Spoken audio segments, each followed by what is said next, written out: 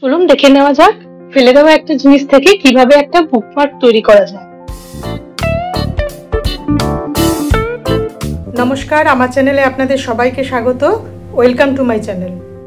নতুন জামা কাপড়ের সাথে যে সমস্ত ট্যাগস গুলো আসে সেগুলো আমি কয়েকটা নিয়ে নিয়েছি, আর তার থেকে আমি 3টে বানিয়েছিলাম বুকমার্ক। আমি এখানে একটা বুকমার্ক আপনাদের করে দেখাচ্ছি।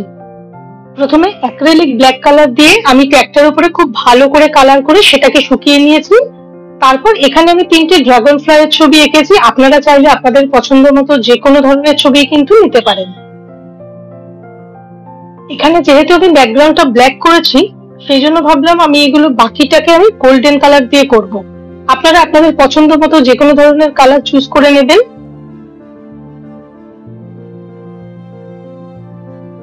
গোল্ডেন কালারটাকে আমি প্রথমে 1 কোট দিয়ে নিয়ে ভালো করে শুকিয়ে দেখে নেব যে সেটাতে সেকেন্ড বা থার্ড কোট দেওয়ার প্রয়োজন আছে কিনা। যদি প্রয়োজন হয় সেক্ষেত্রে আমি সেকেন্ড বা থার্ড কোট দিয়ে নেব। সেকেন্ড কোট অবশ্য দিতেই হবে, কারণ নিচটাই যেহেতু একটু ডিপ কালার আছে, তো না হলে কালারটা খুব ভালো করে ফুটবে না।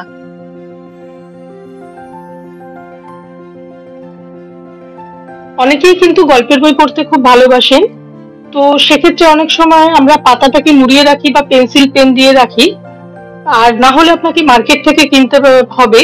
আর যদি আপনার হাতের কাছে এমন কিছু জিনিস থাকে, একটুখানি আপনি মাথা লাগিয়ে বা বুদ্ধি করে যদি তার থেকে একটা বুকমার্ক বানিয়ে নিতে পারেন, সেটা তো আরো বেশ মজারই হবে। আর এক্ষেত্রে ধরুন অনেক সময় বাচ্চারাও এগুলো নিজেদের পড়ার বা স্টাডি বুকস এর জন্য কিন্তু এগুলো ইউজ করতে পারে। আর এই ধরনের জিনিস যদি কাউকে আপনি গিফটও করেন, তারাও কিন্তু খুবই খুশি হবে। এরকম ফেলে দেওয়া জিনিস থেকে নতুন নতুন জিনিস তৈরি করা বা ওয়েস্ট মেটেরিয়াল ক্রাফট যেটাকে বলে, অনেকেই কিন্তু খুব পছন্দ করেন।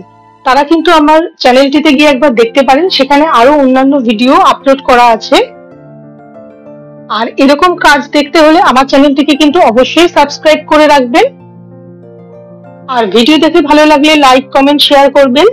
ভিডিও নোটিফিকেশনের জন্য বেল আইকনটা প্রেস করতে কিন্তু ভুলবেন না। কালারিংটা সম্পূর্ণ হয়ে গেছে, আর উপরের দিকে কিন্তু একটা হোল অলরেডি ছিল। যদি না থাকে আপনারা যে কোনো একটা শার্প অবজেক্ট দিয়ে সেখানে একটা হোল বানিয়ে নিতে পারেন।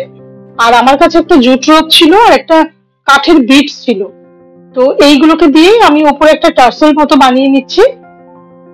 আর জুট রোপটার উপর দিকে আমি একটা নট দিয়ে দিচ্ছি। ব্যাস, খুব সহজেই একটা বুকমার্ক তৈরি হয়ে গেল।